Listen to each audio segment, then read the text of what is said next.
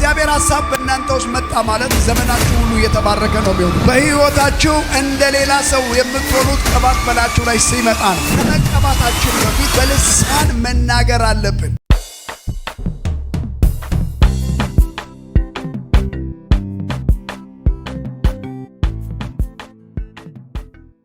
በዚህ ዓመት አንድ ውሳኔ መወሰን አለባችሁ። የምትወርሱት ውሳኔ ምን አይነት ውሳኔ ነው? አንድ የሆነ ጸጋ፣ አንድ የሆነ ከእግዚአብሔር ዓለም ድንገት አብዛኞቻችሁ ቁሳዊ ነገር እየለመናችሁ ይሆናል። በጣም ወሳኝና አስፈላጊ ጉዳይ ነው። ግን አንድ ነገር መክራችኋለሁ። ክርስትና እምነት እንዳይሆን የሆነ የምናውቀው ከእናትና ከአባቶቻችን የወሰድነው እንዳይመስለን። ክርስትና የሚጣፍጠው የመጀመሪያው ነገር መንፈስ ሲኖርበት ነው። ክብር ለኢየሱስ ይሁን። ምግብ ስትበሉ ያለ ጨው ይጣፍጣል እንዴ? ውሃ ነው የሚለው። ስለዚህ ለአንዲት ቤተ ክርስቲያን ምን ያስፈልጋታል? መንፈስ ያስፈልጋታል። ጌታ ለቤተ ክርስቲያን ከሰጠው ትእዛዛት መካከል አንደኛው ፈጽሞ ከኢየሩሳሌም አትውጡ ብሎ መመሪያ ሰጣቸው። ለምንድን ነው መመሪያ የሰጣችሁ ብላችሁ ካላችሁ የተናገረበት መንገድ የሚወጡ ከሆነ ብቻቸውን ነው የሚወጡት። ግን ምን አለ? እኔ እሄዳለሁ፣ አጽናኙን እልካለሁ፣ እርሱ በመጣ ጊዜ ወደ እውነት ሁሉ ይመራቸዋል፣ ያስተምራቸዋል፣ ያሳስባቸዋል፣ ለእኔ ያለውን መጥቶ ይነግራቸዋል አላቸው። መንፈስ ሲመጣ ከእግዚአብሔር ዓለም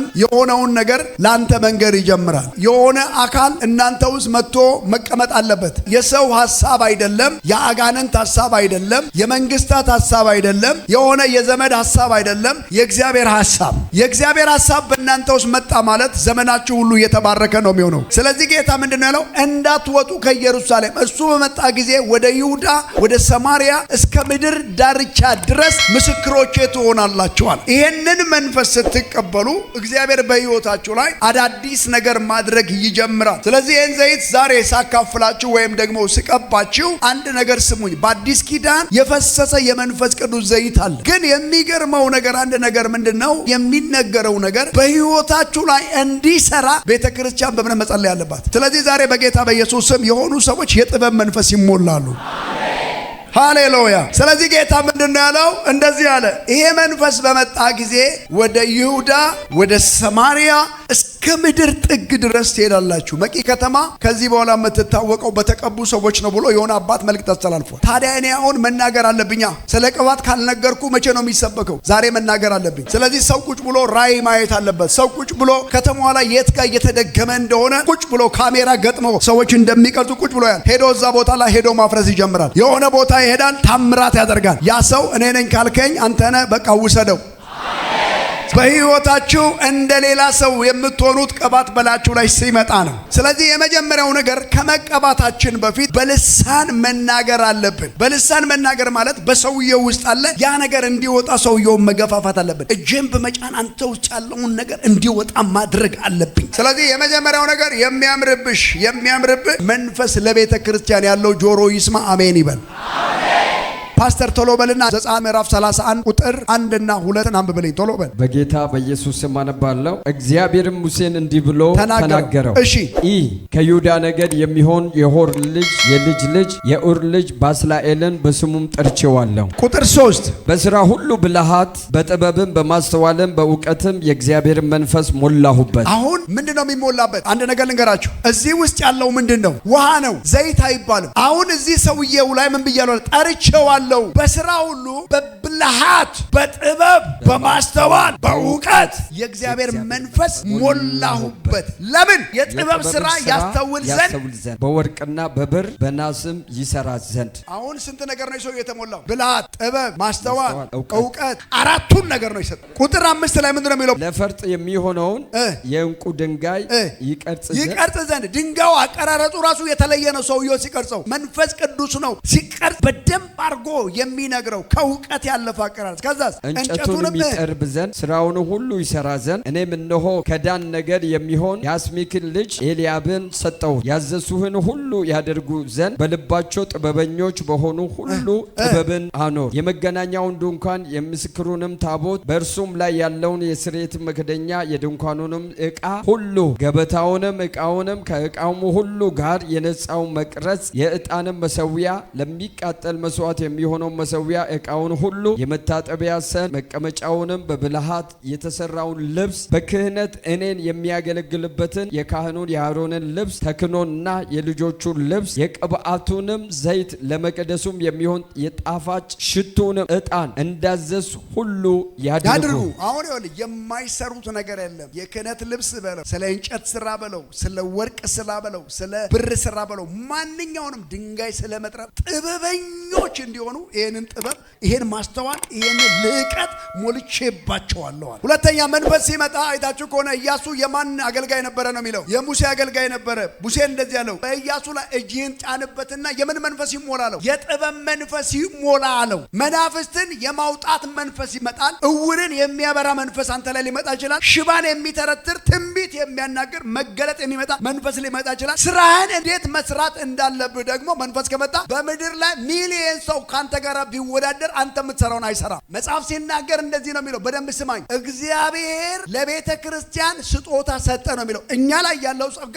እኛ እንድንነግድበት እንድንቸረችርበት ሳይሆን ህዝቡ እንዲጠቀምበት ነው ጸጋ የተሰጠው። አብርሃምን እንደዚህ ያለው ከሀገርህ ከዘመድህ ከአባትህ ቤት ተለይተህ እኔም ወደማሳይ ምድር ውጣ። ወጥተህ አለላው ከሆነ ዓለም ወጥተህ ጌታን ብለህ እንደሞኝ ቁጭ ብለህ ሐዋርያው ዘላለም እየተናገረህ ነው። የሆነ ብዙ ኃይል ብዙ ችሎታ እያለ ከሆነ ወገን ተነጥለ ቁጭ ብለሃል። አሁን እግዚአብሔር ብለሃል፣ ወጥተሃል። እንደዚህ ያለ እግዚአብሔር ከዛሬ ጀምሮ 7 ኪዳን ላንተ ገባለሁ አለ። አንደኛ እባርካል፣ ሁለተኛ ታላቅ ሕዝብ አደርጋለሁ፣ የምድር ነገር ባንተ ይባረክ፣ ስምህን ገናና አደርጋለሁ፣ የሚባርኩት እባርካለሁ፣ የሚረግሙን ረግማለሁ፣ ለበረከት ሁን። ዛሬ የመንፈስ ባንተና በሕይወት ላይ ይሰራል። ስለዚህ እነዚህ ሰዎች የሚሰሩት ነገር በምድር ላይ ያለ ሰው አይሰራው። እነዚህ ሰዎች የሚቀርጹት የድንጋይ አቀራረጥ ማንም በዓለም ላይ እስካሁን አልቀረጸውም። የሰለሞን ቤተ መቅደስ ይታወቃል። ለምን ብለህ ካልክ ትምህርት ቤት አልተማሩም። መንፈስ ቅዱስ እላቸው ላይ መጣ። እግዚአብሔር ምን አለው? ስምህን ምን አለው? አከብረዋለሁ። አብርሃም የተባለ ሁሉ አይደለም የከበረው፣ ጨምረም አብርሽ ብለህ ብትለው ነው። እግዚአብሔር ሰውየውን ጥላውን ባርኳል። ከባረከው ማጭበርበር አይቻልም። በቃ የተባረከው ያ ስም ቀይረ ምን ብለህ የፋል ቤት ፎርጅ ስንት ፎርጅ አለ። ስለዚህ አሁን እናንተ ናችሁ ኦነሩ፣ ዋናው አንተ ስለሆንክ ዛሬ አንተ ተቀብተህ መውጣት አለብህ። ቅዱስ አባት በጌታ በኢየሱስ ስም ጸልያለሁ። እጃችሁ ወደዚህ ዘርጎ። ይሄንን ዘይት የነካና የተነካካ ከዛሬ ጀምሮ የነሱ ነገር በሰው ላይ ይበለጥ፣ የነሱ ነገር ብልጫ ሊኖረው፣ በምድር ላይ ሊከብዱ፣ በምድር ላይ አንደኛ ሊሆኑ፣ የነሱ ነገር ላይበለጥ፣ ያንቺ ነገር ላይበለጥ፣ ያንተ ነገር ላይበለጥ፣ የነካው ሊባረክ፣ የተናገርከው ሊከናወን ይሄ ዘይት ታምራት አደረገ። እጅን ከፍ አድርግ። በጌታ በኢየሱስ ስም የዘይት ዛሬን አገርን ይቀይረዋል።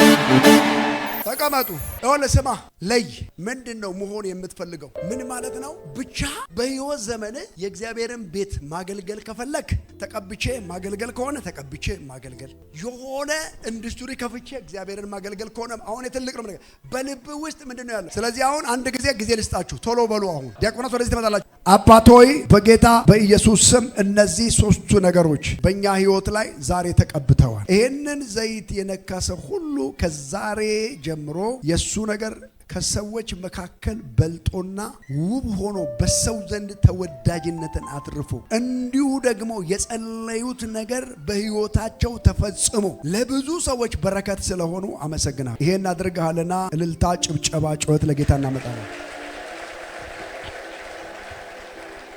1 2 3 ቀጥል። ወስደ ዝም እንዳትል በልሳን ጸልይ።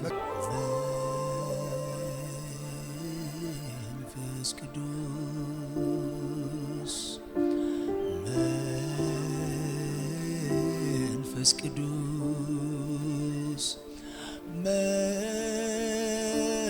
መንፈስ ቅዱስ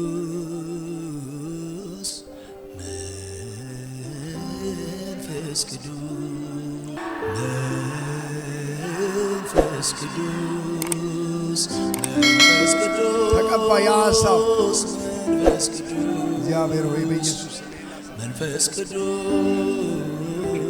መንፈስ ቅዱስ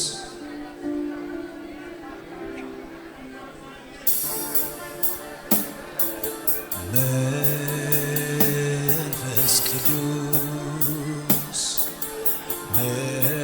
መንፈስ ቅዱስ መንፈስ ቅዱስ መንፈስ ቅዱስ መንፈስ ቅዱስ መንፈስ ቅዱስ መንፈስ ቅዱስ መንፈስ ቅዱስ መንፈስ ቅዱስ መንፈስ ቅዱስ መንፈስ ቅዱስ መንፈስ ቅዱስ መንፈስ ቅዱስ መንፈስ ቅዱስ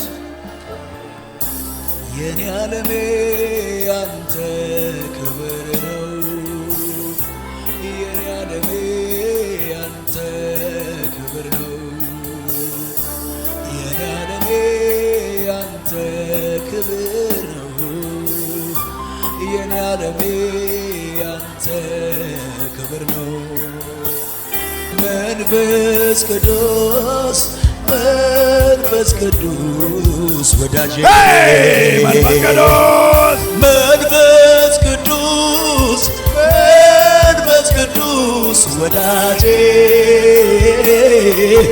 መንፈስ ቅዱስ መንፈስ ቅዱስ የቅርቤ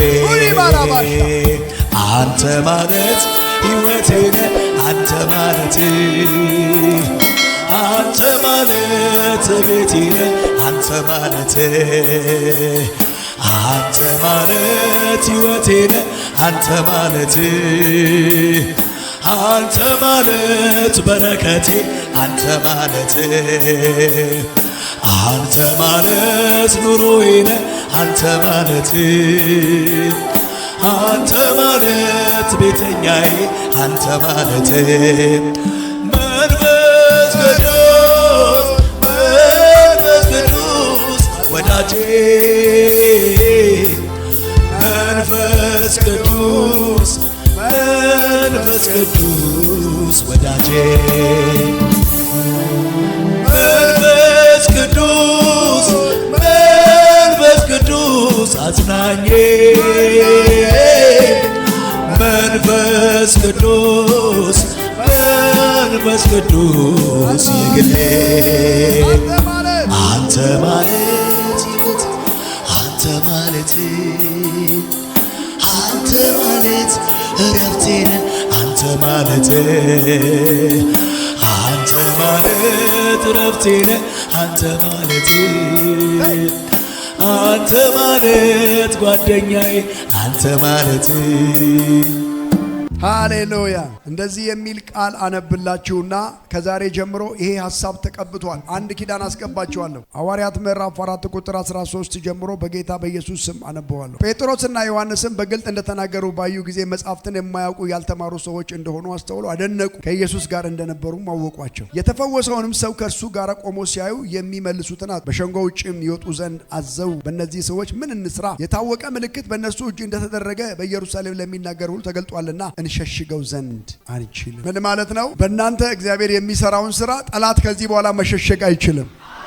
መጽሐፍ ሲናገር አንዳንዶችን ትንቢት መናገር፣ አንዳንዶች እረኛ፣ አንዳንዶች ደግሞ ወንጌል ሰባኪ፣ አንዳንዶችን ሐዋርያ፣ ሁሉም የተለያየ ነው። ስለዚህ አሁን ያንተን ሐሳብ ተመሳሳይ ሐሳብ ያለው ሰው ካለ እግዚአብሔር የሁለታችሁንም ቀብቶታል። ምን አደርግልህ ዘንድ ትወዳለህ? ሐሳብ ነው። አይ ዘንድ ሰለሞን ምን እንድሰጥ ትወዳለህ? ጌታ ሆይ ይህንን ሕዝብ መራ ዘንድ ወጣ ይገባ ዘንድ ምን ጥበብና ማስተዋል፣ እኔ ደግሞ ክብርና ባለጠግነትን ጨምርኳል። እግዚአብሔር ጨምሮ ነው። ዛሬ አንተ 3 ነው፣ እግዚአብሔር 100 አድርጎ ይሰጣል።